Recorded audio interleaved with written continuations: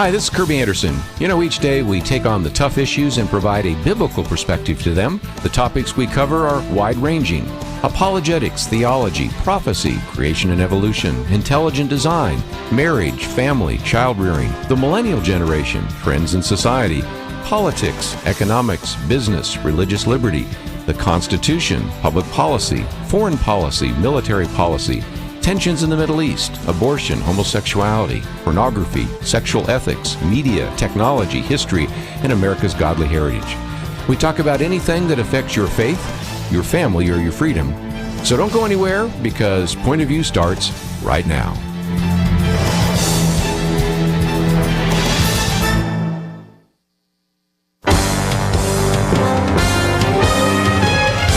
Across America, live. This is Point of View.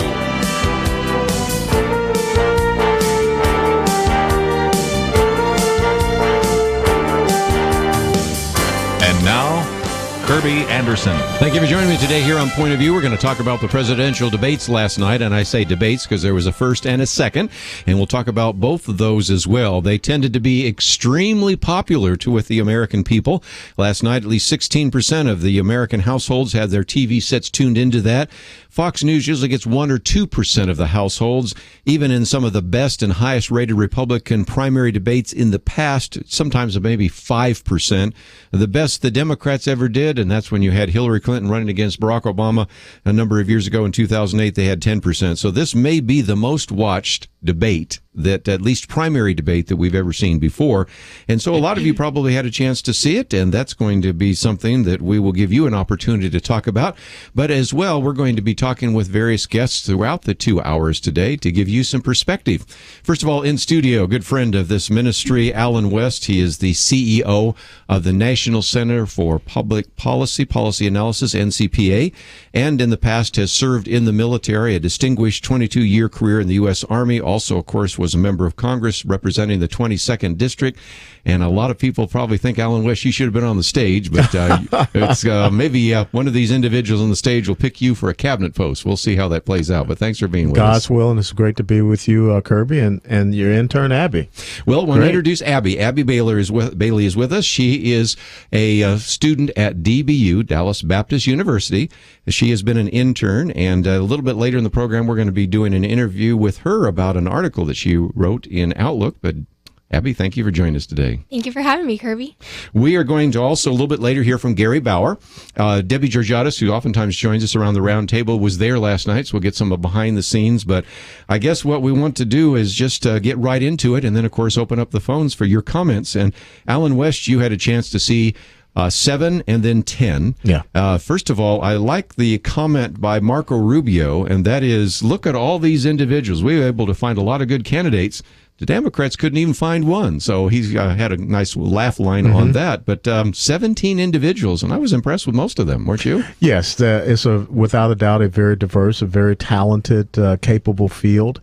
And I think that when you look at that 17 between the two debates that you had, the happy hour debate, they called it, and then the evening debate, Marco Rubio, I would assess, did the best in the evening debate.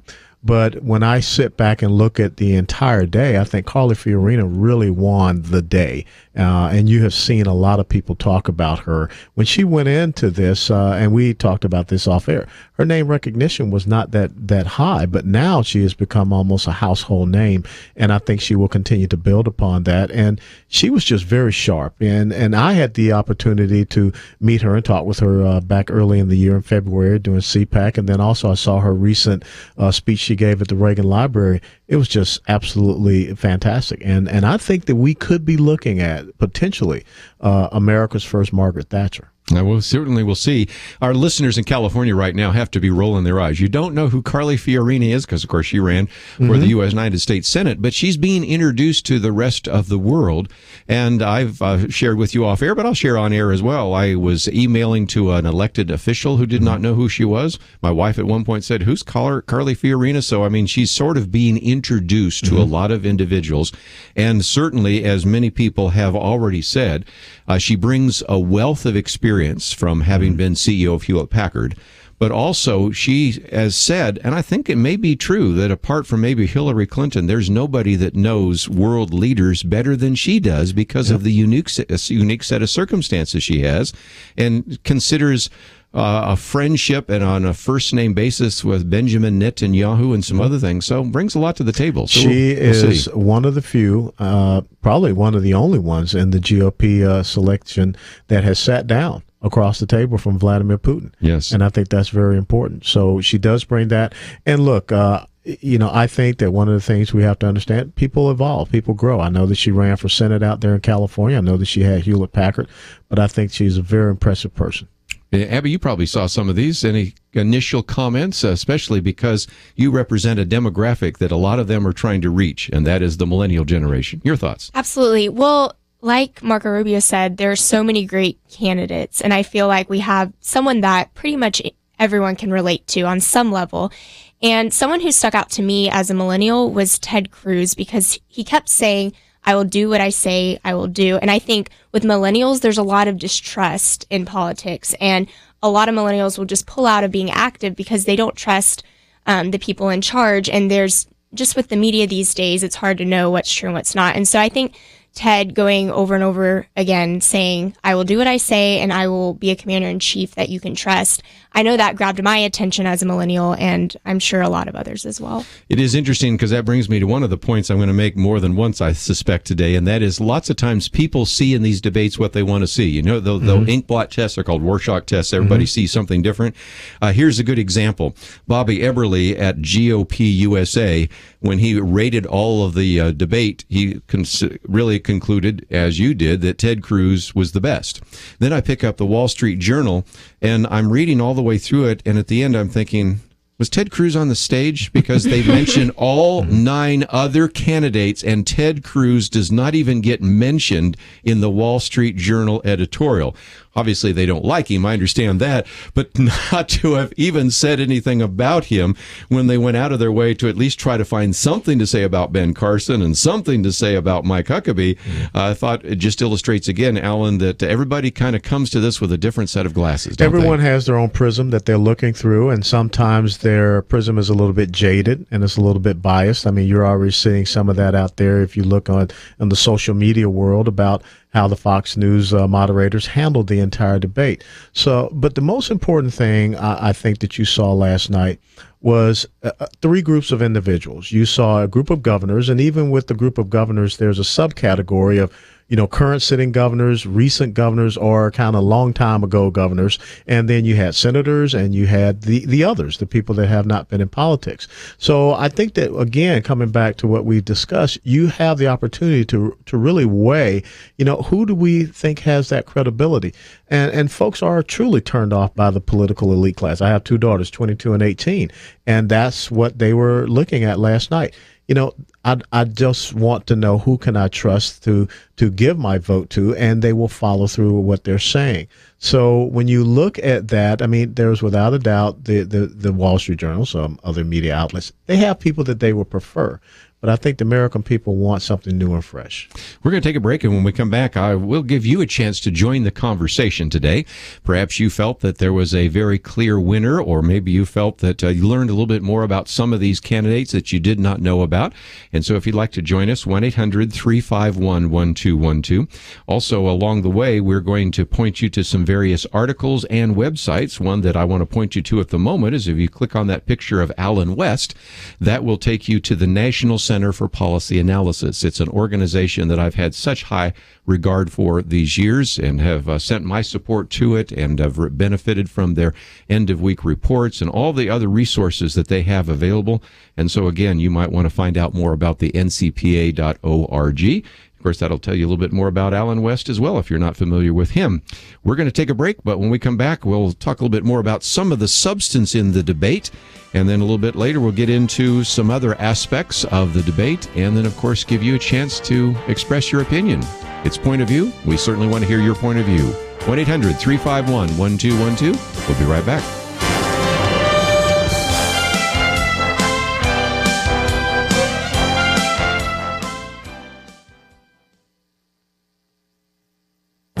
This is Viewpoints with Kerby Anderson.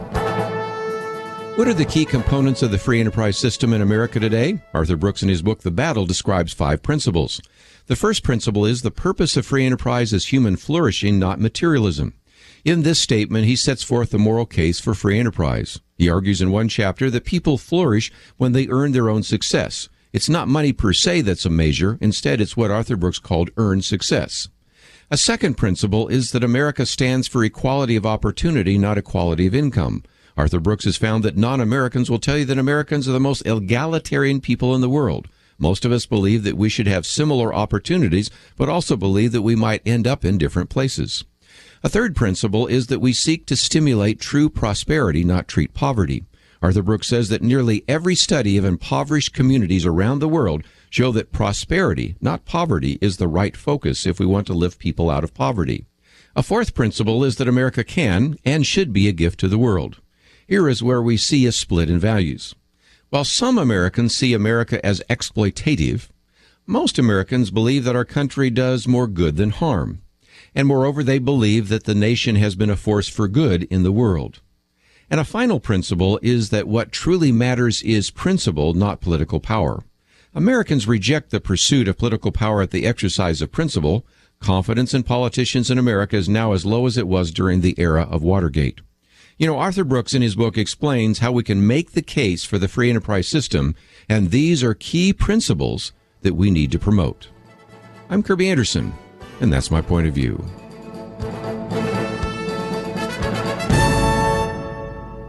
Patterns of Evidence, the Exodus documentary, now available on DVD and online for digital download. More information at patternsofevidence.com.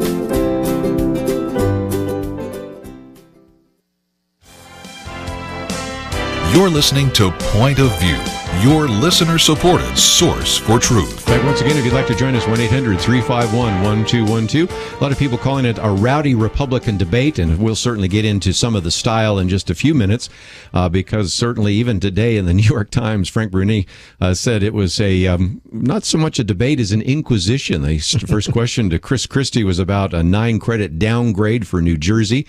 Ben Carson was reminded of his domestic policy blunders and his foreign policy blunders.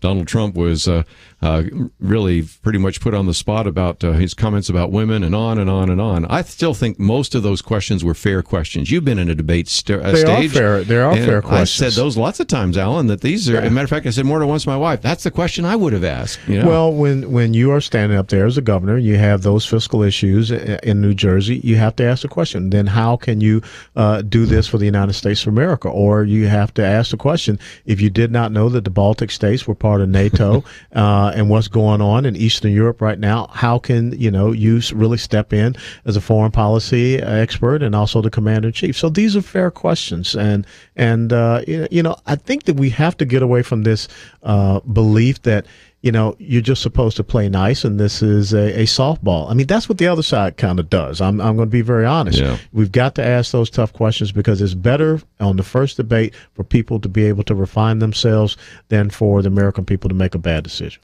How many times, and of course you've been politically involved as I have for some time, you've watched some of these other debates and you walk away and say they didn't ask any of the questions that I think need to be asked. And whether it's asking John Kasich about, when I stand before St. Peter, I'm going to justify my involvement in Medicare, or Medicaid or whatever it might be. These are questions that I would love to have somebody ask. And so I found myself time and time again saying, I'm so glad they asked that. And if you are on that stage, you're supposed to expect that question. Sure. You're supposed to have gone through and studied and say, what are the potential things that they can bring up? And you should be prepared for that. There are a couple of times I got a sense that some of them were caught off guard. And, well, that's interesting. It's first debate. It's still getting started and all that.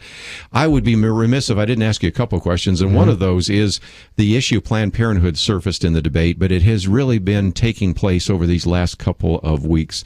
And we've learned a lot more from the Center for Medical Progress about these videos. And even though we weren't able to get Congress, or at least the United States Senate, to defund Planned Parenthood, I think this has become a campaign issue. Your thoughts? It is a huge campaign issue. When I was up there on Capitol Hill, I voted to defund Planned Parenthood because I cannot find anywhere in the United States Constitution where the federal government is supposed to be using taxpayer dollars for abortion. I know that many people are going to say Planned Parenthood does these other things with women's health. Well, that's why we have community health centers, and that's where the American taxpayer dollars should be going. So, first of all, let's look at this as a fiscally irresponsible issue.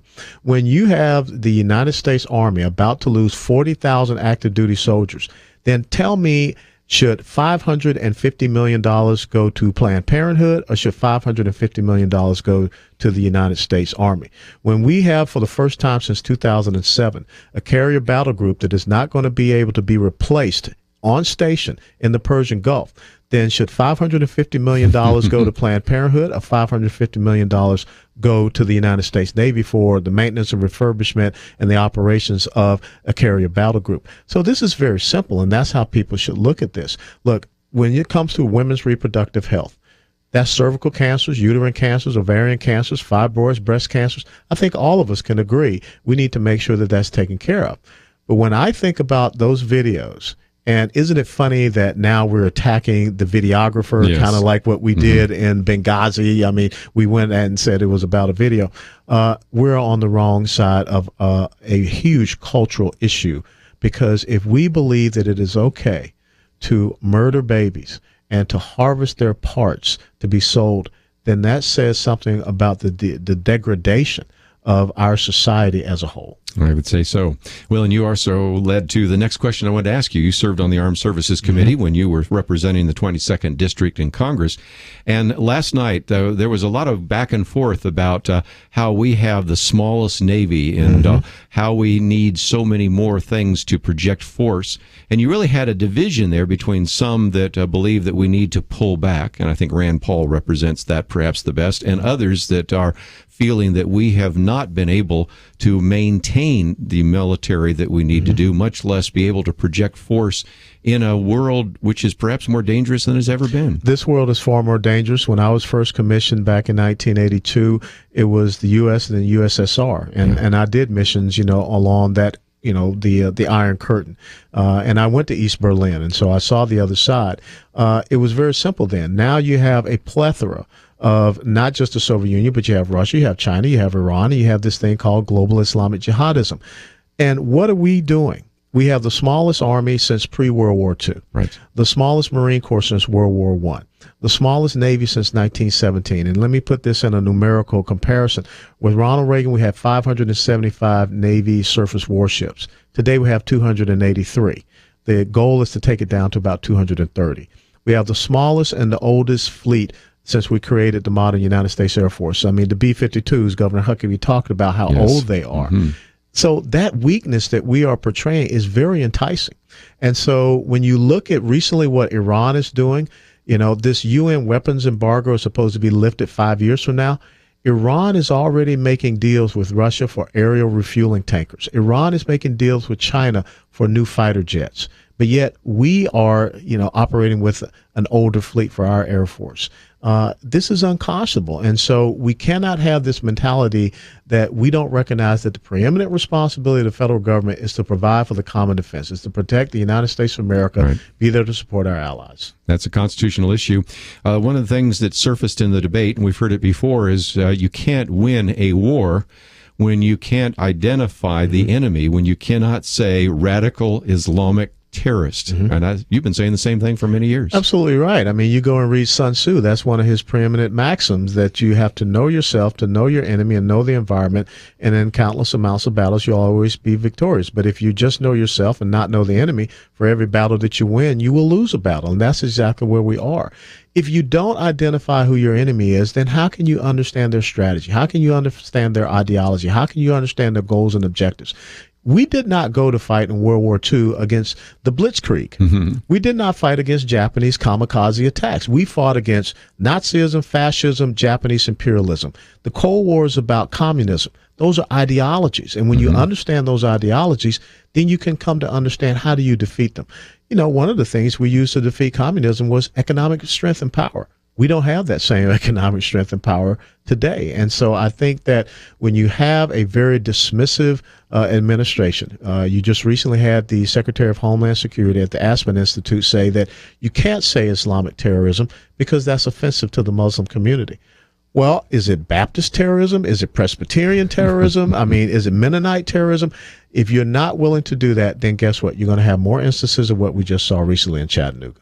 Yeah. Well, again, if you also have the chairman of Joint Chiefs and others making the case that, well, we just have to deal with the underlying issues of poverty, instead of saying, no, we need to go out and defeat the enemy, that's not exactly a good policy, military policy, is it? No, it's not. And when you go back and you look, Osama bin Laden was not an impoverished young man. No.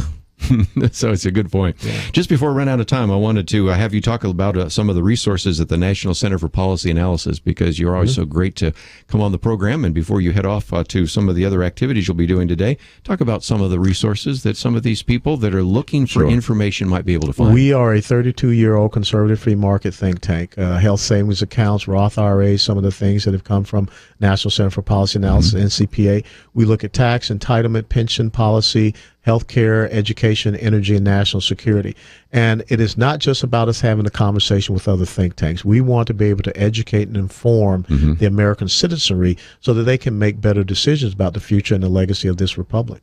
I think you also are real good in that intermediate knowledge stage because, as you said, a lot of think tanks talk to each other and there's a lot of buzzwords and a lot of acronyms. But this is for the average person out there. I call it the Waffle House crowd. Yeah. You know, you got to crystallize it. And, you know, I'm a Southern boy, and I think that things need to be very simple, kind of like SEC football. SEC football, smash mouth football. That's very it. Good. Always great to have you in studio, and I look forward to the next opportunity. We count you as a great friend. And, Abby, if nothing else, we can learn from people like Alan West, can't we? Yes, absolutely. Yes. Thanks so much for having me. We're going to take a break, and then we'll take some phone calls because they're starting to come in, and I will replay a few of the comments that were made, but also I'd love to get your comments about who you thought did the best, and we will spend some time getting your comments. Then a little bit later, Gary Bauer will join us, and then we'll also have some behind-the-scenes look. Debbie Georgatos was up there, and will tell us what was happening in the spin room and some of those things. And we're also going to interview Abby about her new article that is in the Outlook magazine. So there's just a lot to look forward to.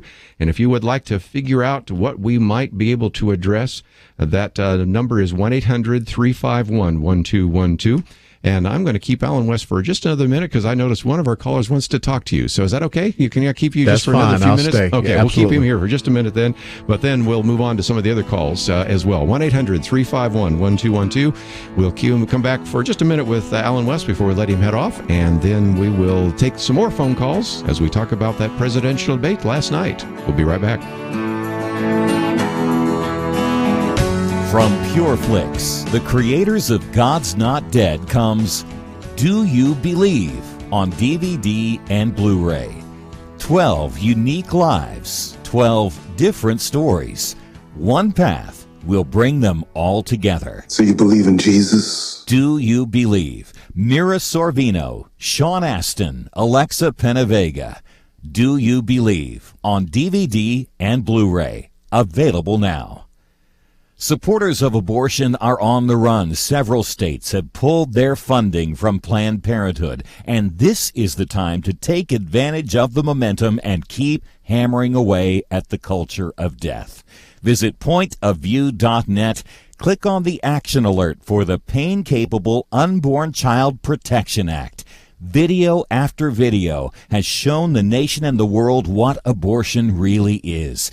Each new effort defenders of life make right now can multiply the impact. Take just a minute or two right now. Stand up for the unborn. Go to pointofview.net. Click on the action alert for the Pain-Capable Unborn Child Protection Act. Pointofview.net. Point of View will continue after this.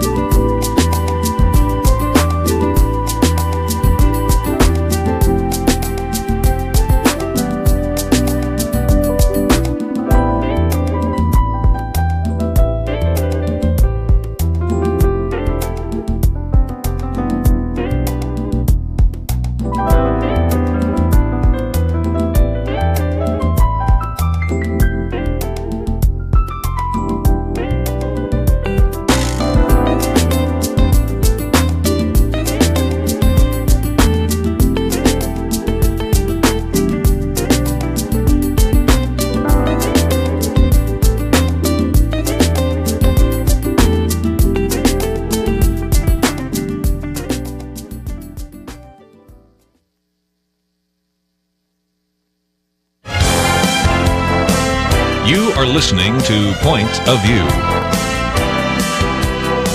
The opinions expressed on Point of View do not necessarily reflect the views of the management or staff of this station. And now, here again is Kerby Anderson. If you'd like to join our conversation, that number is 1-800-351-1212. Who do you think did well last night in the Republican debate? You had 17 different individuals, 7, of course, in the undercard, if you will, and most people think that Carly Fiorina did very well. When you ask who did well in the top card. That's a little more difficult. Some said that Donald Trump held his own. Others think that he didn't do himself any favors. Others think Ted Cruz. Others think Marco Rubio. It's interesting. Mainstream media today is talking about how they like some of the answers by John Kasich. I'd love to get some of your comments. 1-800-351-1212. We kept Alan West over just a little bit longer because I see that at least one person on our list would like to ask you a question. So we're going to go to Glenn in North Carolina. We held him over, so I hope this is a good question. It is. Well, thank you, Colonel West, for your service and support. I supported you when you were elected to Congress, and I hated to see you step aside. But I'll be honest with you, I'm inside the Department of Defense, and exactly what you said is true about the shortage of funds. We are providing our personnel, in my particular Naval Marine Aviation, we are providing equipment that is not airworthiness, it's very close to being deadly, and yet our congressmen and senators don't seem to have a problem with this. And when you were there, I remember you fighting tooth and nail for just a few $1,000 to fix the fleet, but when you talked about the Westpac not being able to put a carrier group out, I understand, and you can correct me if I'm wrong, is that not true today, that actually we got one, possibly two carrier groups that won't deploy this year?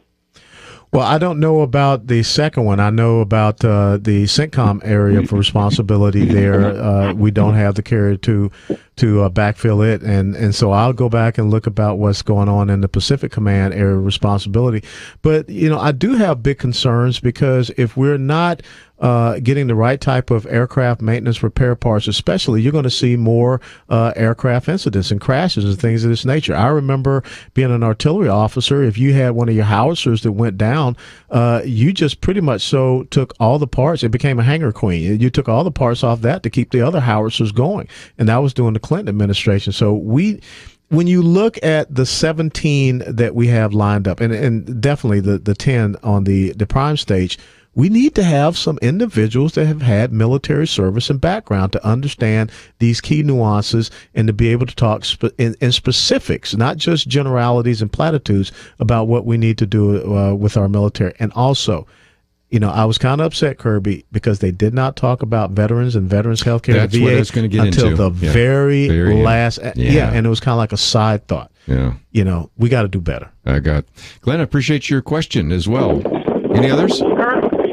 Colonel, and something else is that, like you said about the veterans, I was getting out of the Marine Corps well before you went in the Army. So, and I was at post-Vietnam, and we had the same thing we see now. But we had airframes that, like the A-10 that did excellent work for what they're designed. Now, working on the F-35 program, we've got one airplane that half-ass does whatever it's designed to do, and doesn't do a whole lot of anything for the crap. I mean, that's what it comes down to. Yeah. And I think we get it. Anyway, I want to get you a chance to I think the thing is what we need to have is a military that's based upon the needs of the military, not a military that's based upon the needs of an industrial military complex. And so when you look at the A-10, and I love the A-10, I used to call those suckers in on close air strikes as a young fire support officer.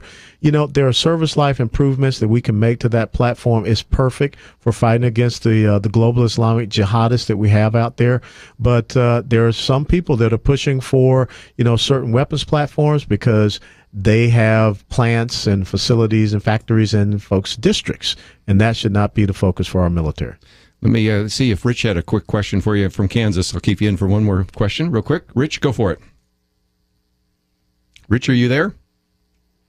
Well, I guess we don't have Rich. I think you want to know if you were going to consider running for president. You get that question all the time, don't you? Well, as I tell people, this morning about 5:20, I went for a 4-mile run for my health. So as God would lead me, that's what I will do. And I'll always serve this great country, and I'll always serve him first. And I think it's important to be in his perfect will and not my permissive will. Yes. Well, if one of these candidates asked you to serve in the cabinet, maybe you'd consider it, wouldn't you? In the kitchen? Yeah. No, I got a feeling in the Defense Department, but we'll see. We'll see. Alan West, thank you for being with us Kerby. today. Thanks, Abby. Good luck I'm to going you. to let him you. head on here. We'll take some more phone calls in just a minute. And also joining me today is Abby Bailey, and she is an intern with us. And I thought, Abby, again, when we watched some of this unfold the other night, it was really interesting. One of the exchanges had to do with the money that Donald Trump gave, and basically said, well, I just give this money to these different politicians and things like that. So then they asked, well, what did you get from Hillary Clinton and Nancy Pelosi? And I got the sense he was sort of thinking for a second, like, okay, I can only talk about the thing that might be safe. And he said, well, I'll tell you what, with Hillary Clinton, I said, be at my wedding, and she came to my wedding. You know why? Because she didn't have a choice, because I gave. I gave to the foundation that, frankly, the foundation is supposed to do good. I didn't know her money would be used in private jets going all over the world. It was. Well, people ran up the numbers, and he could have given as much, it's hard to tell exactly, but could have given as much as $250,000 to the Clinton Foundation, which I would have to say, Abby, is probably the most expensive wedding gift I've ever heard of, right? Oh, absolutely. That is a very expensive wedding gift. And he did say, when you give people money, they have to do what you want. He made that comment. And he even went as far as to say he'd given money to everyone on stage. And many people were raising their hands like, not me. I never got the money. But but he's been using this against some of the politicians. Not all of them, of course, on the stage receive money, but lots of times they would come hat in hand to him. Even last night when he was criticizing Frank Luntz, he said, well, they came to my office wanting to do consulting work, and I wasn't interested. And, he says, don't ever come again. You're just a clown and all those kinds of things. He has that kind of advantage now to be able to say, some of you came to me, asked me for money, and what did you do with it? And kind of like, I'm tired of giving you money to go up and do nothing in Washington. I'm going to do it myself. So that's been kind of a premise that he's been using as well, don't you think? Oh, absolutely. I think he's really trying to use that power he has against people. And it's interesting to have him running because he's so different, obviously, from everyone else who's running, and he might not have the political experience as his background, but he does have the money, and I think that could get him further than we expected. One of the things that Alan West was talking about is you really had three categories. You had the governors, you had the senators, and then you had the other. And with the governors, you have some that are former governors. And I meant to ask this when Alan West was here, because when you look at the 17, really the only person up there, I think, maybe I'm missing one here, with military experience would be Rick Perry. And again, he served in the Guard, but still that counts. And so we have really almost always had somebody that has served in the military running for office. Now, they aren't always elected to office, but certainly they had some kind of military experience, and that was missing. So that was kind of interesting. But anyway, you have the governors, you have then the senators, but then the other is kind of intriguing because only in a year where people are really very disappointed and maybe even somewhat fearful and not trusting the individuals who are politicians, would you have the success so far of Carly Fiorina, certainly the success of Donald Trump, and the one I mentioned the other day, Howard Schultz, chairman and CEO of Starbucks, is talking about running. And the fact that there are some people encouraging him to do that, of course, tells me a little bit about Hillary Clinton and maybe the problem she may be facing. But if indeed he runs, you add in Lincoln Chafee and Martin O'Malley and Bernie Sanders. If Joe Biden runs, you add him in there. Of course, I mentioned Howard Schultz, Hillary Clinton, and Jim Webb. You could, when they have the first Democratic debate, which isn't until October, you could have 7 on the stage, which would look a little bit like the stage that we saw in the undercard last night. And that's kind of intriguing because before it was seen primarily as a coronation of Hillary Clinton. I'm not so sure that's the case now. Yeah, I totally agree. And it's interesting how so many people are coming out of the woodworks who don't have the political experience, like Howard Schultz, if he does decide to run CEO of Starbucks. It's just interesting how we have those people who, I like to call them the everyman, people who have more relatability to people like me who started out with the American dream, working their way up. And even though they don't have political experience, people like Carly, she did great last night at the 5 o'clock debate. And so it'll be interesting to see how people like her and others do in the future. Well, and I think Ben Carson did okay last night. Some thought he did very well. But again, if you have never heard him before, you say, well, who is this man? I was pretty impressed with him. But if you've heard him before, you say, well, I think he was okay. But nevertheless, it's possible that he might be able to pull the country together. The question, of course, asking about his lack of expertise in certain areas.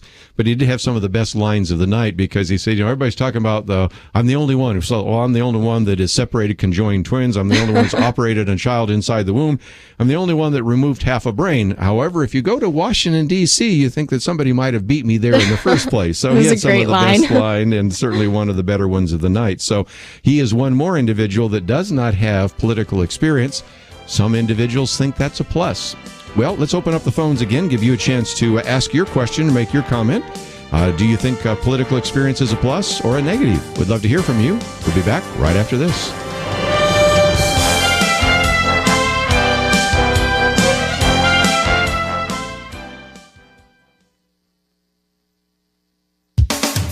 We now have a U.S. Supreme Court decision that brings same-sex marriage to every state. But will everyone, even those who don't believe it's marriage, have to comply? To celebrate what they don't believe is a marriage? To serve same-sex weddings through their businesses? House same-sex couples on their Christian college campuses? Employ homosexuals and transgendered people? Both the majority opinion and the dissent seem to protect the freedom of people to live according to values that are informed by their faith.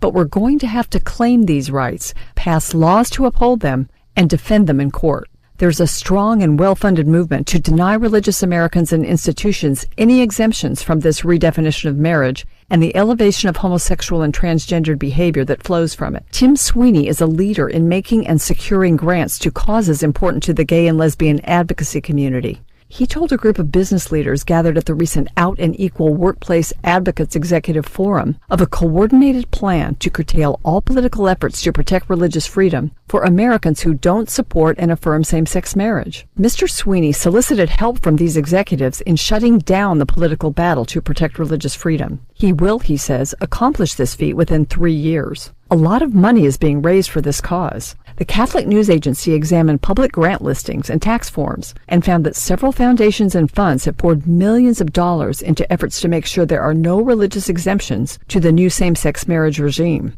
Money started pouring in even before the Supreme Court handed down its decision on marriage. In 2014, the San Francisco-based Evelyn and Walter Hawes Jr. Fund made 2 grants totaling $150,000 to help the Pride Foundation, quote, lead a project to ensure that religious liberty claims do not erode gains in marriage equality and non-discrimination protections. This year, the Hawes Fund made another grant of $200,000 for the same purpose. Other grants are being made to get African American pastors engaged in protecting so-called marriage equality from religious liberty claims. The Berkeley, California-based Pacific School of Religion got $125,000 for that purpose, and the D.C.-based organization Many Voices received $60,000. The list goes on, with 5- and 6-figure gifts going to the ACLU and the Colorado-based Gill Foundation, which channels lots of its gay advocacy giving toward local and statewide political campaigns to stop those who oppose the gay agenda at the start of their political careers.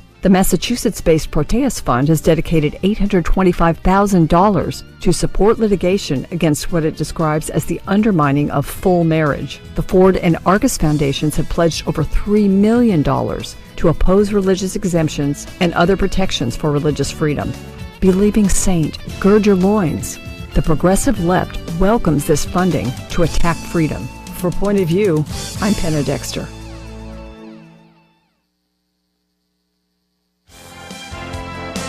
Now, back to Point of View, your listener-supported source for truth. If you'd like to join our conversation today as we talk about the debate last night, actually 2 different debates last night. Some people have called it the Republican Rumble. Some have called it the Rowdy Republican Debate. And if you have comments about either the candidates or the questions that were asked or questions that should have been asked, those are all fair game comments that you can make. And so we will take your phone calls, 1-800-351-1212. But just before the top of the hour, one of the things I wanted to do, since we have Abby Bailey with us, she has been an intern with us here at Point of View and is also a student at Dallas Baptist University.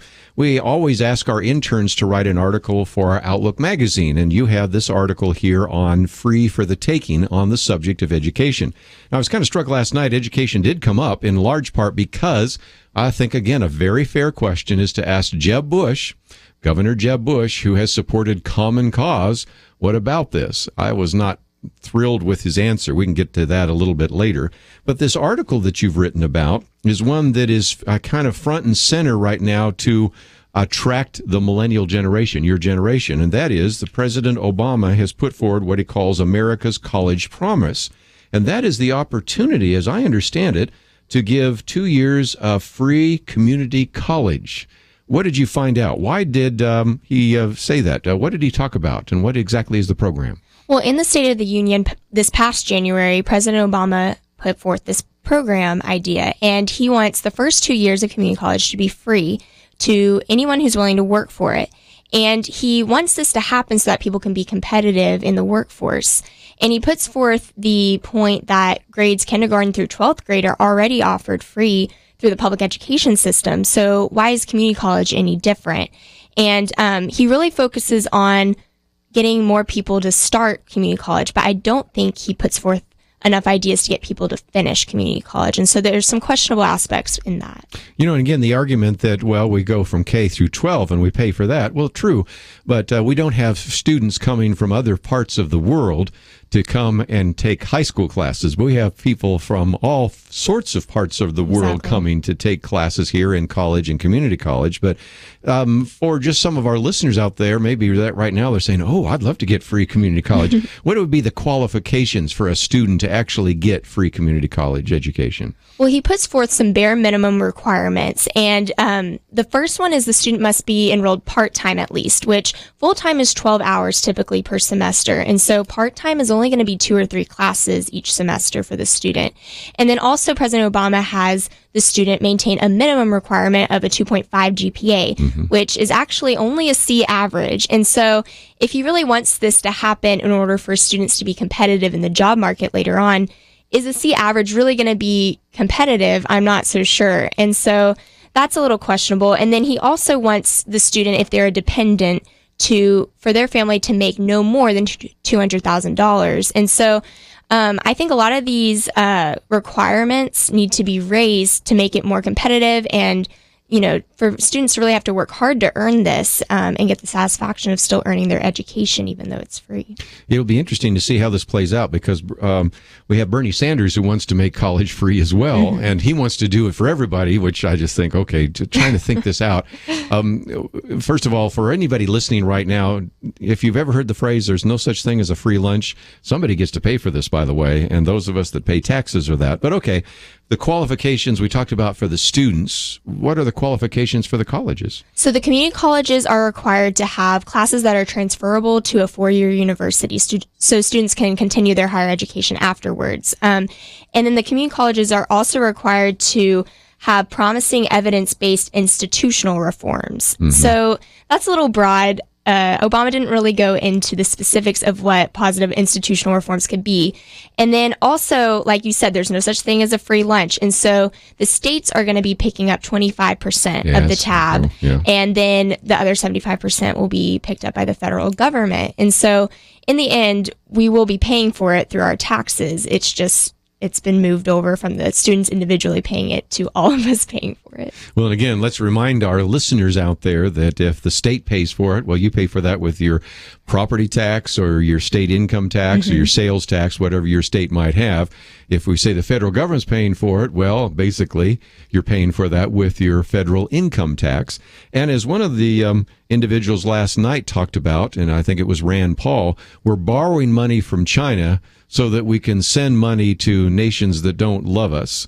Well, here's another example. We're borrowing money from China so that we can send a few people to community college so that they will get a mediocre education so that college students will still take those jobs away from us. So there's a lot of problems with it. But I guess the other question I want to ask is, aren't students doing okay? I mean, are students really that strapped when they go to a community college? Because it seems like it's a little less expensive to go to a community college, isn't it? Right, absolutely. And actually, only 31% of students enrolled in community college actually end up graduating in the end.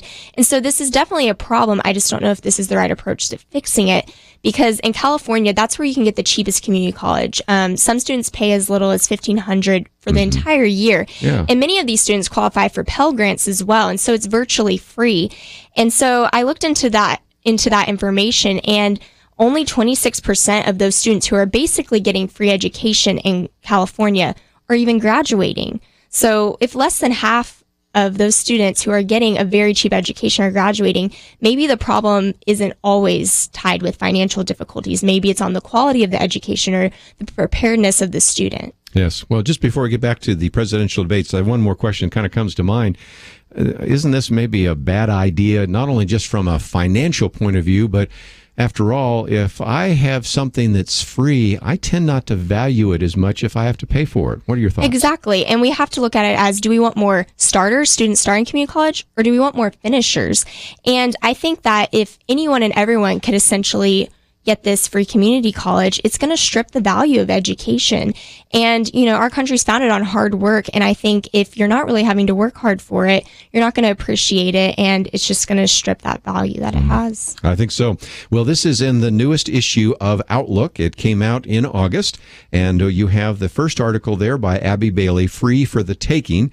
And then you have my article, Substandard, Setting the Record Straight on Federal Control of Education. It's all about Common Core and other kinds of ideas that people are using right now to promote education. Some of that came up in the debate, but if you want to understand more about education, it in the front cover says, Who's in Charge? The Role of Federal Government Public Education. Abby, thank you for writing that article, and you're going to be with us in the second hour as well, so you'll stick with us as we have a chance to talk with Gary Bauer, and then a little bit later, Debbie Georgatos. But and also, some of you on the line, can you hold? We'll get your calls real quickly, because that would be an opportunity then to hear from you as well. But for those of you that also would like to join the conversation, when we come back, we'll be talking with Gary Bauer. I'll give you preference, those of you on the line, to make a comment first. Then we're going to hear from Gary Bauer, and he's going to talk not only about the debate, but also about this Iran deal. This is an issue, and we certainly want to talk about that and get some of his perspective. Then, of course, Debbie Georgatos with us, giving us some really what was happening backstage, what was happening in the Spin Center, and all the rest. Just a lot of things going on that maybe we will have a chance to hear about. Matter of fact, I think the best comments by Carly Fiorina did not happen on the stage, as good as those were. They happened to be when she was doing an interview with MSNBC, and so we'll talk about some of those comments. She is masterful and has done a very good job of understanding these issues and is very articulate in being able to do that. So we'll see what you have to say about some of those issues. And, of course, we'll have a chance to hear from Gary Bauer as well. If you'd like to know more about Alan West or Gary Bauer, you'd like to read this article that was written by Abby Bailey, all of it available at our website, pointofview.net. And, of course, we have the Viewpoints commentary, mine today, as well as Penna Dexter's, which many of you just heard online a minute ago, is all available as well. So take the time to visit pointofview.net. And if you'd like to join us during the break, that's a good time to give us a call, 1-800-351-1212. We'll take some of your calls, and then we'll come and spend some time talking first with Gary Bauer and then Debbie Georgatos. We'll be back right after this. What can you get for $5? In most cases, you can't even get a value meal at a fast food restaurant. But I'll tell you one thing $5 can do. If every listener to Point of View sent just $5 this week, believe it or not, and someone here did the math, Point of View could pay the bills for the next 3 years. That's what the number said. $5, 3 years. That's how many of you there are and how little it takes to keep us going. The problem is, most of our listeners have never contributed. Never. To make up for those who don't, others give large gifts, hundreds, even thousands, or monthly donations of $30, $65, $100. I don't know what you can do, but I encourage you to do what you can today, even if that's $5. Click the Donate Now button at pointofview.net, pointofview.net, or send your gift to Point of View, Box 30, Dallas, Texas 75221. Box 30, Dallas 75221. Thank you for doing your part for Point of View. Point of View will continue after this.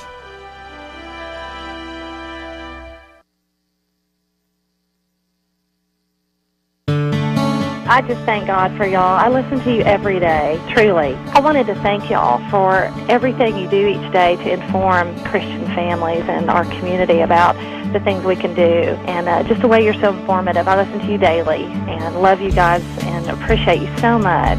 God bless you, Kerby, for keeping this show so on track, and for the decades of wonderful help to this nation that Point of View has been. We're all big fans of your work, and we pray that God will just prosper it. As a Christian, over the years that I've followed this program, I'm constantly challenged to be on guard and to evaluate what's going on. And if for no other reason, to protect the caliber and the truth of your programming, I need to participate and to back your program financially to ensure that the truth stays out there for people to hear, to view, and to be a part of.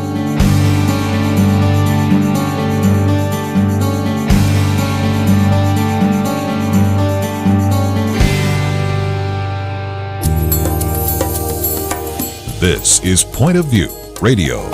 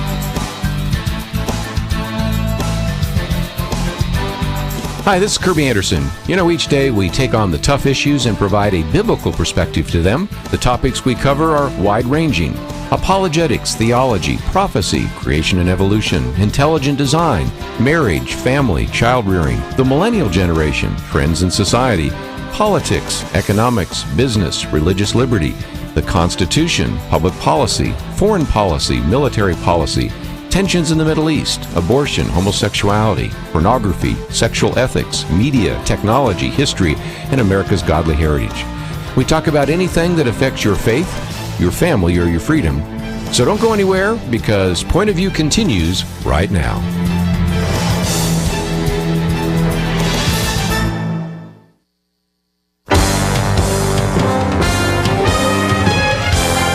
Across America, live. This is Point of View.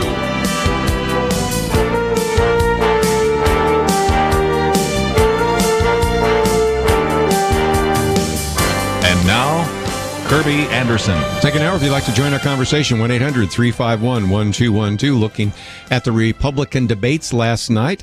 Abby Bailey with me still, and she is at Dallas Baptist University and has been an intern with us here at Point of View.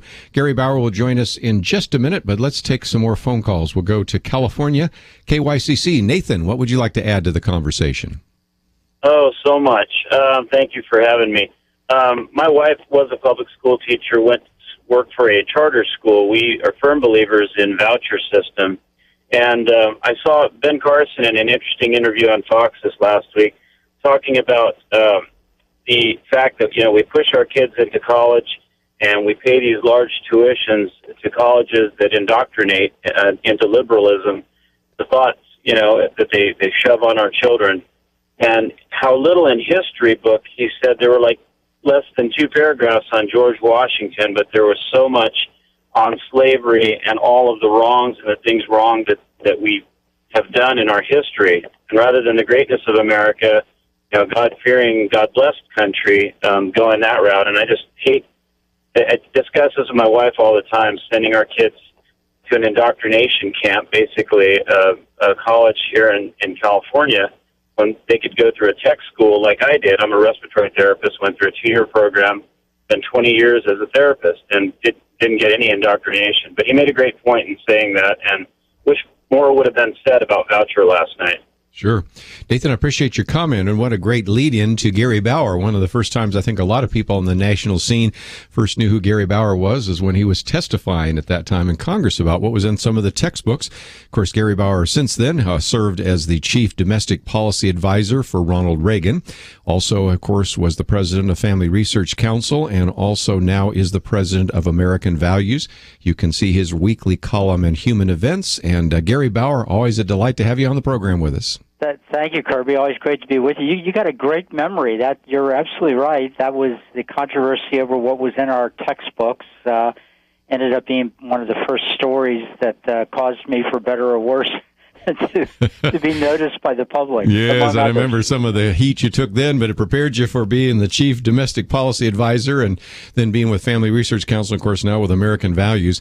We wanted to talk to you a little bit about this debate, of course, and then also wanted to talk about the Iran deal, which is puzzling because now you have Senator Chuck Schumer, a Democrat in New York, who also, I guess, agrees with you and is against the Iran deal. In related news, there is a snowstorm in Hades right now, because I would never have thought the two of you would agree on much of anything. So we're going to get into that as well. But 17 individuals, 7 in the undercard and then 10 in the top card. I thought the debate really got into a lot of very good substantive issues. And as an individual, as a presidential candidate who sometimes were on those debate stages and getting some of the most bizarre questions from CNN, I thought Fox News did a relatively good job. What are your thoughts? Yes, I thought they did a good job too. I don't know. I'd have to admit that I thought there was they had a little bit of an obvious agenda in trying to catch Donald Trump in a oh sure. Yeah, and I was getting ready to say in a controversy, but then that would be redundant, right? Because that's sort of his natural state of mind. But overall, yes, they did a good job. Watching it, I have to say that in some ways, one of the competitors in the lower tier debate, Carly Fiorina, really did extraordinarily well. Yes. And I couldn't help as I watched her to imagine what it would be like to see her debating Hillary Clinton. I think it would be an amazing thing to watch. And I don't know if you saw it later, Kerby, but later that evening she went on Hardball with Chris Matthews, and she actually got him to shut up, which is really almost in the loaves and fishes category as some sort of miracle. But so she did very well, I think. In the larger debate of the top tier candidates, a lot of participants had their moment and took advantage of it. I thought that Rubio and Cruz did very well. I thought that Governor Walker held his own. Certainly Huckabee it always does well in these debate formats. There was that exchange between Chris Christie and Rand Paul. I know some would disagree. I thought that Chris Christie got the best of that exchange. And I was really concerned when Rand Paul seemed to be saying once again that he would end any kind of assistance to Israel. Well, most of the assistance we give them is military, and they're required to take the money and buy from U.S. companies. So arguably, really, it's almost an extension of our Defense Department budget, which I think we need to be increasing, not decreasing. Yes. Well, you brought on a couple of points. We had Alan West with us in the first hour, talk a little bit about the military issue. And just before we went to the break, I said that one of the reasons we're going to be talking with Debbie Georgatos a little bit later is she was there at the debate because I thought some of the best comments were made afterwards, and certainly that one with Chris Matthews and Hardball. I mean, he was just making a big case, in case people haven't had a chance to hear it, about, well, you're referring to Hillary Clinton as a liar, and well, how dare you say that? And so she goes through a very long list of why, and so then he comes back again saying, well, what did she lie about Benghazi? And she goes through this whole long list again, and at that point it goes, well, I guess you can see why you're on the stage. I mean, he didn't have anything else to say. So this, I think, illustrates that sometimes very important statements are made both on the stage and in other places. And I was very impressed with her and have been, although we've had some people calling in wondering where she stands on some of the issues. And at least we are starting to see the issues that are important to us being asked. I remember when you ran for the presidency that sometimes these questions you would get, I was thinking, where are the issues about same-sex marriage? Where are the issues about abortion? Kind of hard to ignore right now with these Planned Parenthood videos, don't you think? That's exactly right. As much as some folks in the political establishment would like, for example, the life issue to go away, it won't go away because the same folks that promote abortion on demand want to do a lot more. And at some point, I think almost any decent person has to say, no, that's my line in the sand. I'm not going to endorse harvesting organs from fully intact fetuses to use for research. That's obscene. So it did bring this issue right back front and center again, and I think it's why every political figure that says they're pro-life has to be prepared to actually make the case, because you can't run away from the issue. You'll be required to deal with it at one point or another, and you better be able to make the case. We're going to take a break, and when we come back, we'll take a phone call. I see somebody wants to address that issue. And, of course, the Center for Medical Progress has dropped 5 different videos. So that's one of the issues on the table. There are many others. We talked about military preparedness and also want to get into the Iran deal. Of course, I also have with us Abby Bailey, and we'll get into some of the conversation we've had with her in the first hour as well. So we need to take a break, and if you'd like to know a little bit more about some of the guests that we've had here, people like Alan West and Gary Bauer, especially let me encourage you to click on his picture and find out more about Our American Values, because it's a great resource. We use it all the time here, ouramericanvalues.org, and he has an end-of-day report that we always promote. We'll come back and talk a little more about Gary Bauer and take some more phone calls right after this.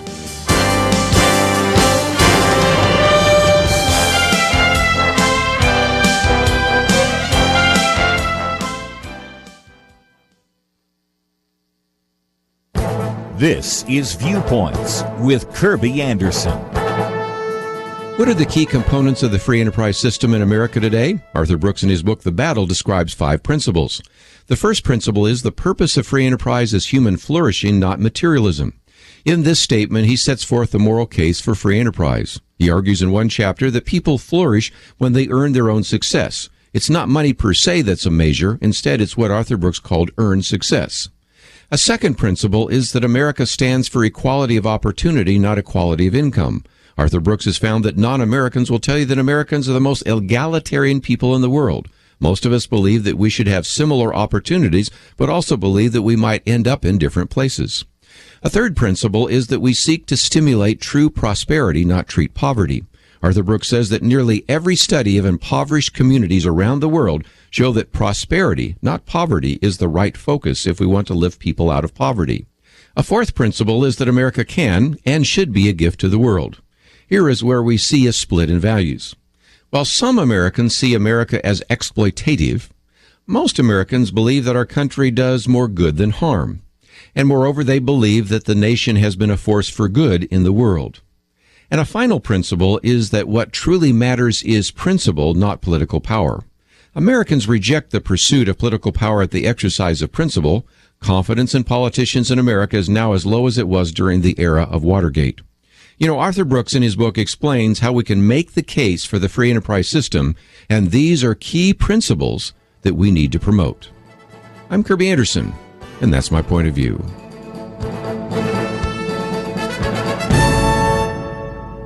Patterns of Evidence, the Exodus documentary, now available on DVD and online for digital download. More information at patternsofevidence.com.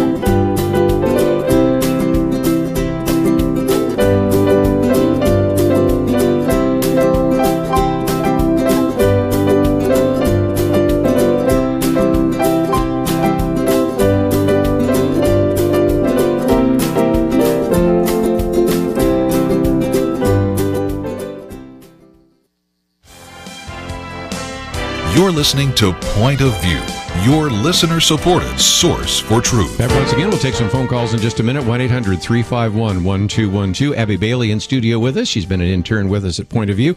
And Gary Bauer, president of American Values. And just before I get back to Gary Bauer, Abby, I'd love to ask you, one of the things that has been so helpful is having a millennial here, which is one of the target audiences that we certainly would like to reach to. And when we talk about this issue of abortion, your generation is the most pro-life generation around. And so it seems to me that this discussion of the Planned Parenthood videos, defunding Planned Parenthood, and the discussion about abortion is something that might resonate with your generation. Oh, absolutely. And Kerby, I think it's so exciting that the candidates are finally talking about the issues that are important to us as believers. And I think it's nothing short of divine providence that these videos were just released before the debate for Planned Parenthood, because now that's what people are talking about and it's getting attention. And as a millennial who is very passionate about the pro-life issue, it's exciting, and I'm very thankful that abortion is becoming a big talking point right now. Gary might mention before you joined us that Abby has written on some of the education issues. And of course, last night, Common Core came up with Jeb Bush, and there were some answers that didn't exactly ring my bell, because whether it's John Kasich and trying to explain how he would say before St. Peter why we should have Medicaid funding and some other things,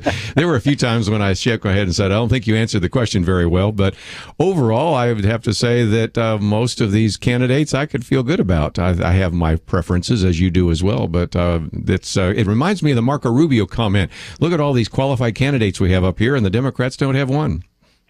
Well, Kerby, I think that's exactly right. Now, I do think that there may be reason for all of us to go if we feel good about a number of the candidates, and I think that's true for many conservatives, to then go to another level of analysis, which is which of the candidates can you imagine, if they were elected president, being as aggressive and as committed and as bold in restoring America as the leadership or lack of leadership we've had in the last 6.5 years in deconstructing America? You know, we've elected some guys we thought were pretty good in the last couple of decades who ended up really kind of treading water. And man, whoever it is, you know, if we get a conservative back in the Oval Office, I want to see that man or woman jump out of the bed every morning and say to themselves, I can't wait to put in a 20-hour day to repeal these executive orders, restore America's respect around the world, attempt to restore constitutional rights for our unborn children. There are so many things to do, and really, quite frankly, they can't be done one at a time. We need to be attacking on all fronts if we're fortunate enough to keep the Congress and then get a pro-life, pro-family person into the White House. I do want to talk about the Iran deal, but just before I do, let me also mention that in addition to being the president of American Values, which is, of course, a nonprofit organization, you're also the chairman of the Campaign for Working Families, where you really are trying to elect conservative candidates to Congress. And one of the things I know that you do, Gary, and others do, is you really vet these candidates so that, you know, everybody right now claims to be pro-life. Everybody claims to believe in traditional marriage. Everybody claims to be a believer in limited government. Everybody claims to be a conservative. But what kind of track record do they have when the pressure comes? What do they really stand for, and what have they done in the past? And I know you do a very good job, and I want to commend people to find out more about that as well. If they say, well, I really would like to support some of these candidates, you've done a pretty good job of figuring out who are the ones that are really going to stand with us when the pressure is on. Well, thanks, Kerby. I know it will come as a shock to people that sometimes politicians tell us what we want to hear, and I'm all in favor of road to Damascus experiences, but I find it somewhat troubling when they tend to take place to the road to the election experiences, which suddenly a candidate that we've never seen write a letter in defense of the sanctity of life, we've never seen make a donation to a crisis pregnancy center, or get into debate on the issue, suddenly assures us that they've been pro-life all their lives, and gee, you didn't notice? So it is. I think we do have to be very careful that we not just let a few choice words deceive us about what somebody really cares about. Can we take a phone call or two? Let me take that, and then I want to get into the Iran deal, but this one relates to what's happening in Congress right now. So we'll go to South Carolina, WLPE. Jack, you're on with Gary Bauer and Abby Bailey. Yeah, so my question is, it appears to me that Boehner and both the House leadership and the Senate leadership and McConnell are too quiet. They are in certain areas, particularly related to abortion, and they seem hesitant to, it seems like they can pass a budget and put it on the president's desk that doesn't include things like funding Planned Parenthood, and yet it seems that they are not willing to do that. And it's just confusing to me why they say they don't want to shut down the government, when in fact they don't have to shut down the government. They could pass the budget and let the president make a choice as to whether he's going to sign it or not sign it. Sure. What about the power of the purse, Gary? It doesn't seem to me that those who actually are holding on to the congressional purse strings want to use this very effectively. Well, Jack is right. You're right, Kerby. I get frustrated too, and I hesitate to provide any excuses because I spend a good bit of each day railing about the lack of leadership. Yeah. I will say, however, that the media is so tilted and biased on these issues that even if it was the president who ended up vetoing a budget over Planned Parenthood, the media would report it as the Republicans sent the president a budget he knew they would veto. They knew he would veto. And so they shut down the government over Planned Parenthood. And it's very hard for us to get our message out to counter that. We talked a little earlier about the videos, which were wonderful. But, other than a one report, I think, on CBS. None of the TV networks reported the video controversy. And as a result, something like 65% of the American people told pollsters they had no idea what the pollster was referring to when they said, what do you think about the Planned Parenthood video controversy? Wow. Let me talk about Iran for just a few minutes. And again, one of the advantages of getting the end-of-day report is yesterday you talk about how the president compares those individuals that are critical of the deal to the hardliners, and also said just because Iranian hardliners chant death to America does not mean that all Iranians believe that. But I did not know that the Iranian hardliners and the Republicans had the same kind of philosophy. That was news to me. What about this? Yeah, well, yes, I think it was news to all of us. Look, the president is very glib, and he gets away with murder rhetorically. Of course, not every Iranian believes in death to America, and not every German wanted a Holocaust. But the German that mattered, Hitler did. And the Iranian that matters, who is the Ayatollah Khomeini, the supreme leader, who happens to be the head of the country that President Obama and Secretary Kerry just made this deal with. So the Iranians that matter the most are the hardliners. They're running the country. That's who the president made concessions to. So to then turn around and say to the Republicans and other critics, oh, you're just like the hardliners. You're giving aid and comfort to the hardliners. Well, Mr. President, you just signed a deal that gives the hardliners $100 billion in sanction relief, and yet he gets away with this kind of rhetoric with, again, ABC, NBC, CBS not calling him out for it. Well, again, let's say if we can encourage people to get your end-of-day report, because there it even talks about the carrier group in the Gulf, which we mentioned earlier in some of these issues. And give us some marching orders. It seems to me that we should be contacting our members of Congress about this. And if people can find more information at ouramericanvalues.org, what would be the resources they can use so they can actually make an articulate case? Well, we do have a lot of reports there on all these issues, the things that you emphasize so well every day. On this specific issue of the Iran deal, look, it's an uphill battle, but we need everyone, even if you have a good congressman or a good senator that you think and know is on the right side, it's still worth calling the Capitol Hill switchboard, which is 202-224-3121. Ask for your member of Congress. Ask for your two senators. Somebody in those offices will answer, and all you have to do is say, I want to be sure that the congressman or the senator votes no on this terrible Iran deal. Even if your member was going to do that already, that kind of call is an encouragement to him or her that they're doing the right thing. Gary Bauer, always great to have you on the program. Let's do it again. But again, I encourage people to find out more about American Values. And you are the president of American Values, also the chairman of Campaign for Working Families. Thanks for joining us today here on Point of View. Great to be with you. We will take a break, and then we'll come back and find out what was happening behind the scenes as we talk to Debbie Georgatos. That coming up right after this.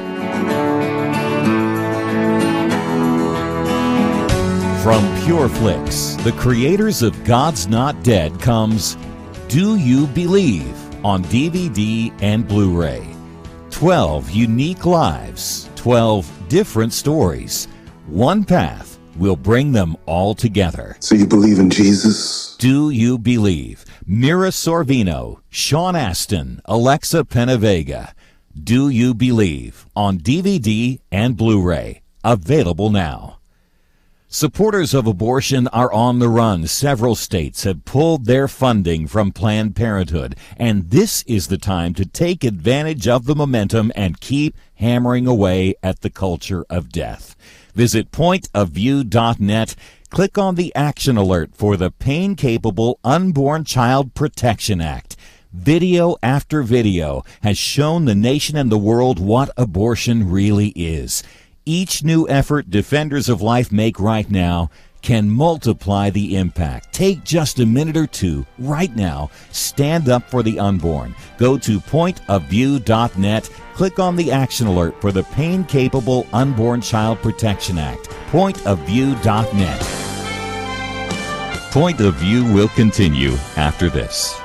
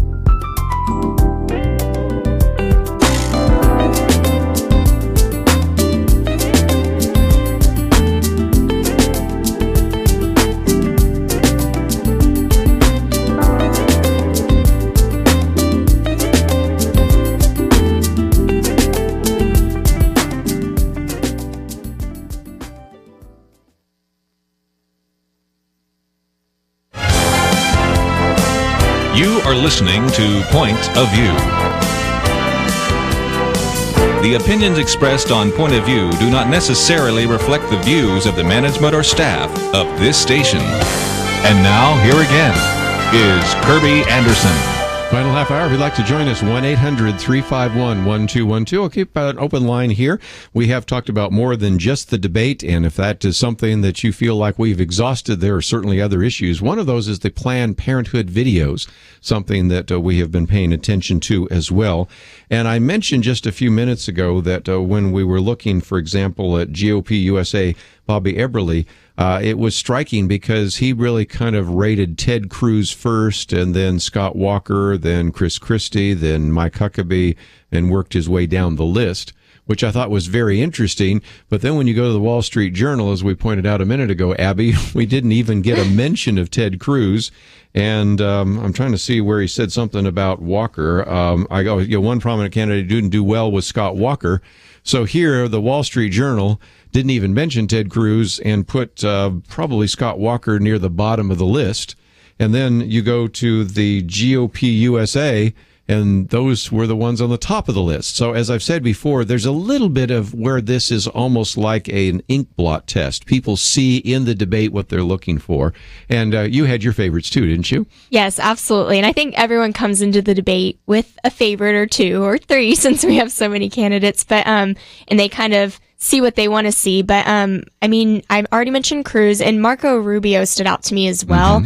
I really liked him, and he was articulate about the issues, and he had the facts to back it up, but he didn't overwhelm us with statistics and facts. And just keeping with the education thing we've been talking about, he had a lot of ideas about curriculum reform in the states, and I just was really impressed. He looked presidential to me, and he just really appealed to me, and I felt like he had the facts, and that made me trust him. Yes. Well, again, looks real good on camera as well, and that is helpful, unfortunately, in this day and age to pay attention to that. So, again, Abby Bailey in studio with us, and she is a student at DBU University and also has been an intern with us, and she's heading back to school. So we wanted to give her a chance to join the roundtable and also talk a little bit about her article. But also joining us now by phone is Debbie Georgatos, who has been with us so many times before. Of course, her book, Ladies, Can We Talk? And also, of course, does a radio program on that. But she was actually there, and when we talked about some of the behind-the-scenes interviews, a lot of people are talking about the one that Carly Fiorina did with Chris Matthews and Hardball. But Debbie, what did you see when you were there watching the debate and then going into the spin room? First of all, hello, and thank you so much for having me on by call-in. I love doing the show on Friday afternoon with you. And in the GLP debate, I was there both in person at the 5 o'clock one, which was a smaller group of the 7 people, and then at the 9 o'clock one. And I will say in the 5 o'clock one, it was a smaller crowd there because they only had the friends and family invited, so it was a small group there. But they were very powerful. I thought it was just each person got more opportunity to talk than in the larger debate. And I would say, I think it was really universal. People felt like Carly Fiorina just kind of hit it out of the park in that debate. She's really good at actually answering the question. She stays poised. She was very knowledgeable on all subjects and unflappable. So I would say she continued her rise very much during that first debate. And I was hearing, Kerby, I haven't actually read the Wall Street Journal or the GOP USA coverage, but from that perspective, I would say Marco Rubio did a brilliant job. He really shone in this debate, or shined. And he really was able to speak about all sorts of issues in a very authentic, practical way. He was just able to talk about the social issues and foreign policy, whatever he was asked. He did a really good job. I would say he excelled in that. And then I don't know if you've been talking with your listeners. The other kind of highlights, although I'm happy to talk about any of them, it was really, I thought, for Ted Cruz, an astoundingly kind of unfair debate for him. He was basically just barely asked any questions. When he did get asked, he did a great job. And even in the break, you could see anyway, so he did a really good job. On the breaks, you could see the antagonism between Donald Trump and Jeb Bush continued. Donald Trump was very belligerent acting toward the people asking questions and to the other candidates. He was really I kind of hoped in this that maybe Donald Trump would decide it was an opportunity to show people a different side of him, maybe show warmth or humility or graciousness, but there was none of that to be seen. Well, and again, one of the things you point out is that you get to see some things that we didn't. And one of those, which you just pointed out, is the inability of some of the candidates to even interact with each other. You saw a little bit that at the end, and I thought it was kind of interesting. At one point, Megyn Kelly said, well, that's kind of awkward. Brett Baer said, this is kind of awkward because they're all kind of standing around waiting until the next thing starts, which was Megyn Kelly's program. And then, of course, you go into the spin room, and we saw some of that as well. Let me talk about the undercard first, or the kids' table before the adults' table. And that is, as we all said, that Carly Fiorina did very well. But one of the callers who didn't have a chance to get on the line wondered about her stand on same-sex marriage. And I wanted to ask you, we've never had Carly Fiorina on this program. I hope we do. But you have had her on your program. You've had a chance to hear her. What exactly is her stance on the issue of same-sex marriage, since that's an issue that many of our listeners are concerned about? And I'm so glad our listeners are concerned about that. I have actually never asked Carly that directly, and that's funny because I feel like I'm usually pretty thorough in covering the subjects at both times. She's been on my show, been off on different subjects. I believe I have read that she was more deferential to the Supreme Court decision, that where they seemed to legitimize same-sex marriage, it kind of wasn't worth the fight. But on a personal level, I actually happened to sit down and talk to her today. I was on the same plane flying from Cleveland, where the debate was last night, to Atlanta today, where Red State is. I ended up talking to Carly and her husband, and I would say she's a very conservative person. I wish I had asked her directly about marriage, so I don't know the answer to it. Yeah, but I think what I have heard her say is, well, the Supreme Court has ruled, and that's the case. So there is a difference, say, between a Ted Cruz who says, I'm going to do all I can to reestablish this, versus a Carly Fiorina in that regard. But that's a good question to really begin to address as well. What about the setup? Because as you point out, in the earlier one, you had 7 up there. You had very few people, but it seemed like they did just as well, even though they didn't have a big audience they were playing to. Did you notice anything in terms of the ambiance, if you will, between the first and the second debate? Oh, yes. I think that the first debate, it's just easier to be calm and relatively small auditorium. I mean, it's the same building, but with a small crowd, and it just had less of a media feel to it. And I think each person in the first debate just had more time. They didn't go after each other. The second debate, a lot of time was taken up by Donald Trump, honestly, kind of haranguing people, and they would respond. People wanted to say, I get to respond to that. They had a lot of distraction caused by his conduct. But in the first debate, it was really more of a casual conversation. And, Kirby, I want to mention about marriage, if I can, before I forget. There were in the second debate, 2 stellar people on the subject of marriage, Rubio and Kasich. And we can come back to them later. I want to be sure and plant that seed that we talk about that. Well, we can do that right now just before we take a break. Marco Rubio, I think, was certainly addressing that issue. Now, John Kasich, the question was a little different because it was like, well, how would you explain if you had a child that was homosexual about your stand defending traditional marriage? But what did you find in those particular 2 responses that we need to know about? On John Kasich, I'd always had the impression he was more socially liberal, and so I thought in that question he could have had the chance to say, well, this is why we all have to accept it, and this is why we all have to. But he didn't say that. He had I love my children, I love them, and I would explain them, we'll always love them, and I will do. And it was kind of the issue he'd want to hear. My stand on marriage is this. And so he was, I think for the people worried about his social conservatism on that subject, he helped. I still think he's not as for the social conservative vote, which is a huge vote on the conservative side. I don't think he's going to make them happy, but he handled that one really well. And on Rubio, I want to mention about him, he was so, I don't know what the words are, eloquent and warm and sincere. I ended up actually talking to him at the airport today, too. It was a great place to be on. But he had this talk about abortion where he even said that he's, I guess in the past said, he doesn't really support exceptions even for the life of the mother.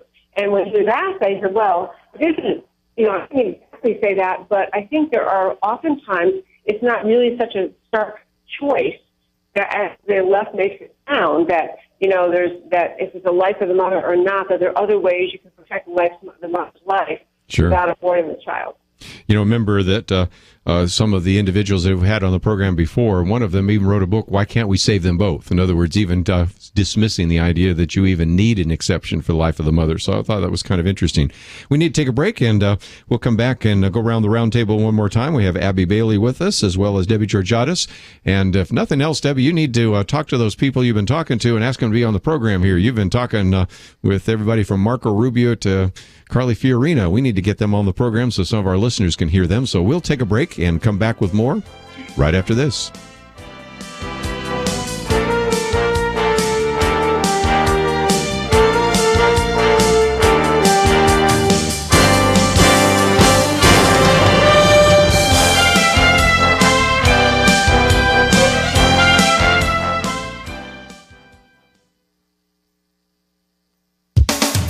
We now have a U.S. Supreme Court decision that brings same-sex marriage to every state. But will everyone, even those who don't believe it's marriage, have to comply? To celebrate what they don't believe is a marriage? To serve same-sex weddings through their businesses? House same-sex couples on their Christian college campuses? Employ homosexuals and transgendered people? Both the majority opinion and the dissent seem to protect the freedom of people to live according to values that are informed by their faith.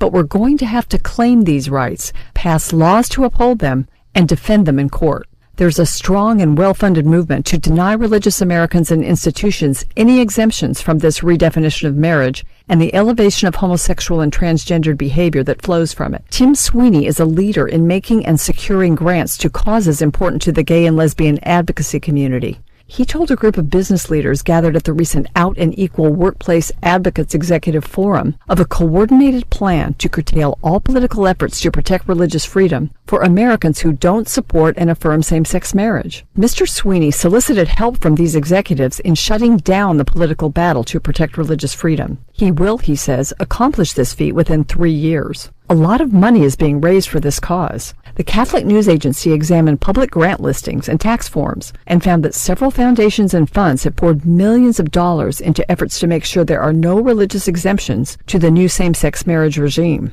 Money started pouring in, even before the Supreme Court handed down its decision on marriage. In 2014, the San Francisco-based Evelyn and Walter Hawes Jr. Fund made 2 grants totaling $150,000 to help the Pride Foundation, quote, lead a project to ensure that religious liberty claims do not erode gains in marriage equality and non-discrimination protections. This year, the Hawes Fund made another grant of $200,000 for the same purpose. Other grants are being made to get African American pastors engaged in protecting so-called marriage equality from religious liberty claims. The Berkeley, California-based Pacific School of Religion got $125,000 for that purpose, and the D.C.-based organization Many Voices received $60,000. The list goes on, with 5- and 6-figure gifts going to the ACLU and the Colorado-based Gill Foundation, which channels lots of its gay advocacy giving toward local and statewide political campaigns to stop those who oppose the gay agenda at the start of their political careers. The Massachusetts-based Proteus Fund has dedicated $825,000 to support litigation against what it describes as the undermining of full marriage. The Ford and Argus Foundations have pledged over $3 million to oppose religious exemptions and other protections for religious freedom. Believing saint, gird your loins. The progressive left welcomes this funding to attack freedom. For Point of View, I'm Penna Dexter.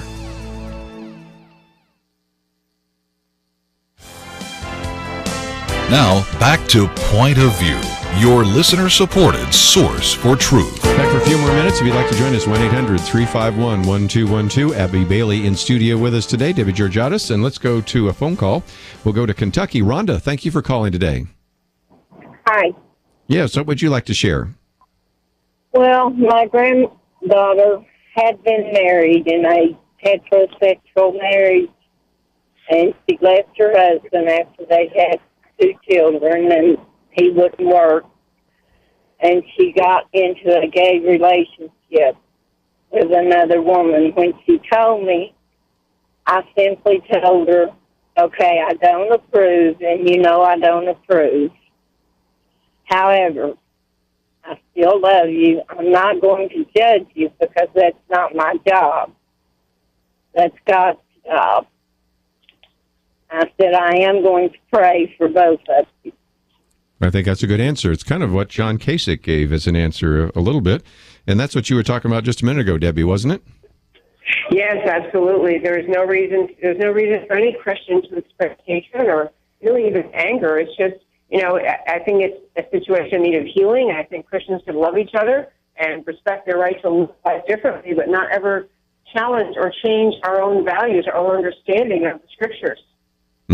One of the questions that's surfacing in some of the various posts is how Donald Trump did, and some called it a bash Trump debate and some of those kinds of things. But, everything from saying he gave, and some now are estimating as much as $250,000 to the Clinton Foundation. Ultimately, he gets Hillary Clinton to come to his wedding, or some of the comments about women, or the fact that he supported at one time a single-payer kind of Obamacare type plan. Those are at least what a lot of people are pointing to today. And if you're already a Trump supporter and already say, I don't care what he stands on the issues, then probably that doesn't have any issue that will cause you to maybe leave your support for him. But I do believe that, Debbie, that's going to be a problem that has surfaced out of the debate. What are your thoughts?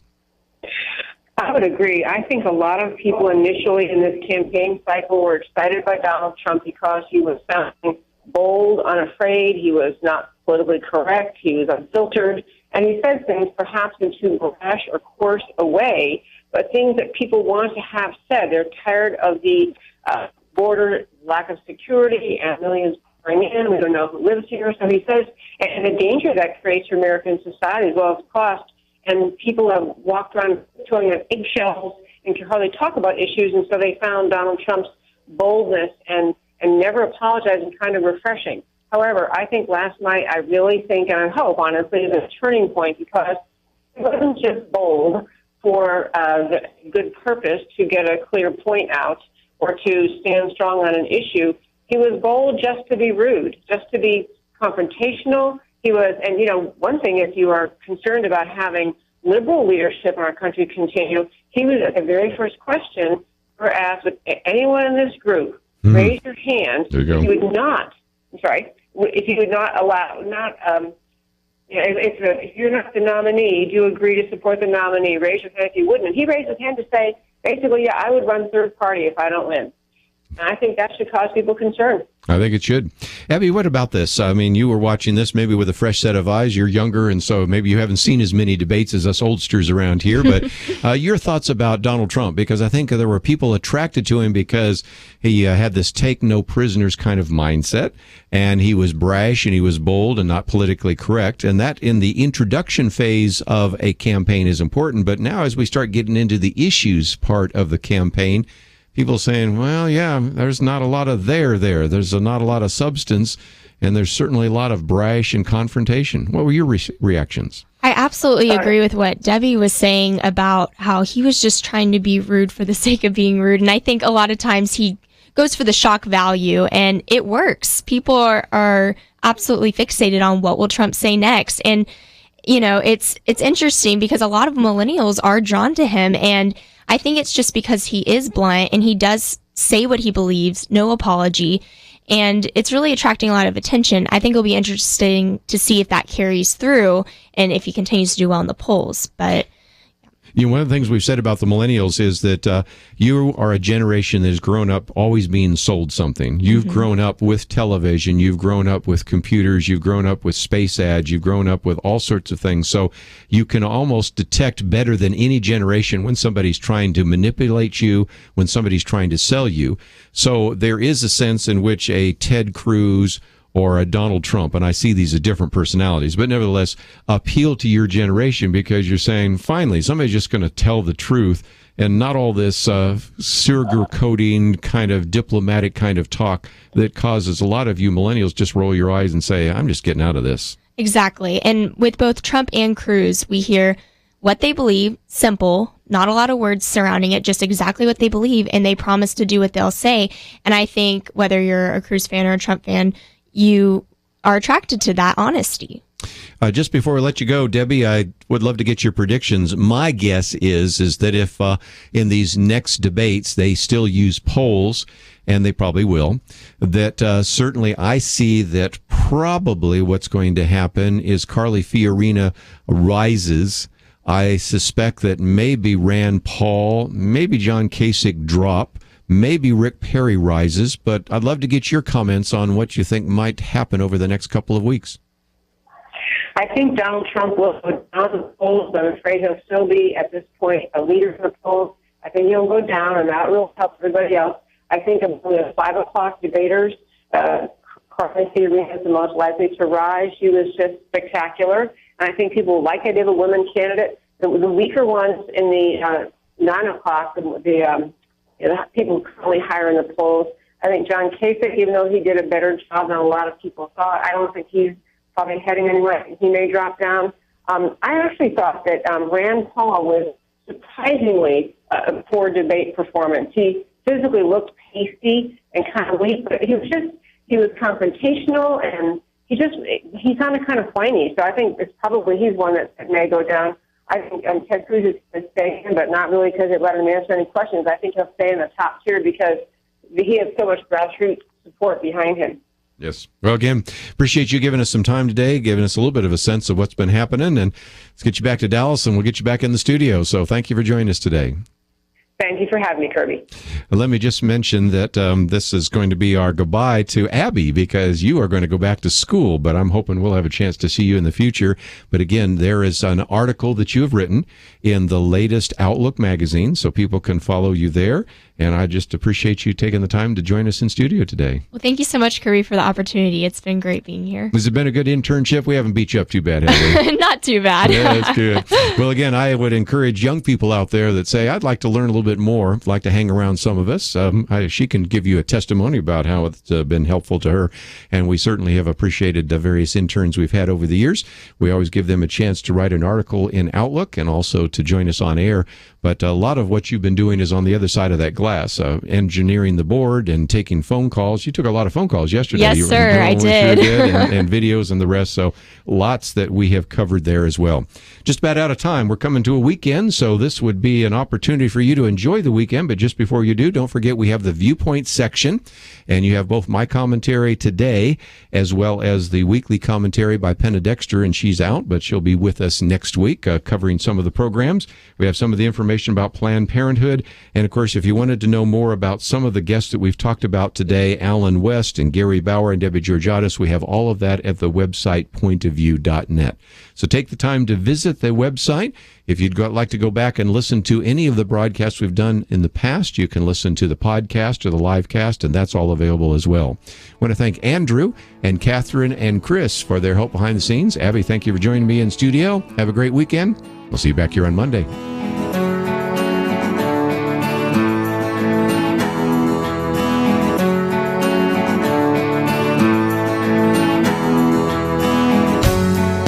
Imagine you're in a room with 99 other people, 100 of you total. All of you listen to Point of View. You have that in common. What you don't have in common is that only one of you, actually less than 1 in 100, has ever supported the work of Point of View. That's what a recent study showed. 1 in 100. Fewer than 1% have given. 99% have not. You listen. So I know you appreciate what this program provides. Now, I invite you to move from the big group to the little one. If 1/3, 33% of those listening gives just $5 this week, we could fully fund Point of View for a year, 12 months. Not everyone will, not everyone can, but can you give $5 today, or maybe $55 or $105? Click the Donate Now button at pointofview.net, pointofview.net, or send your gift to Point of View, Box 30, Dallas, Texas 75221. Box 30, Dallas 75221. Join the few, the thankful. Support Point of View. Point of View is produced by Point of View Ministries.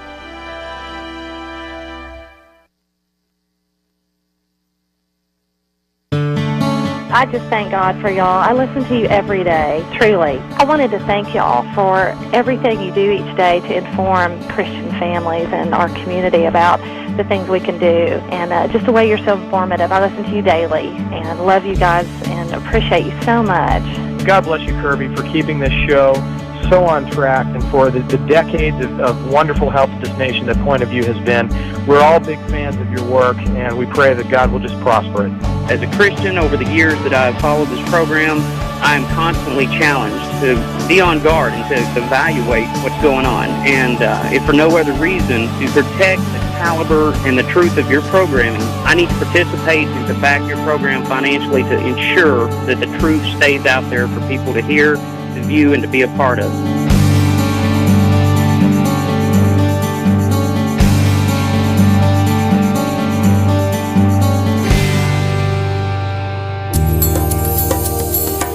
This is Point of View Radio.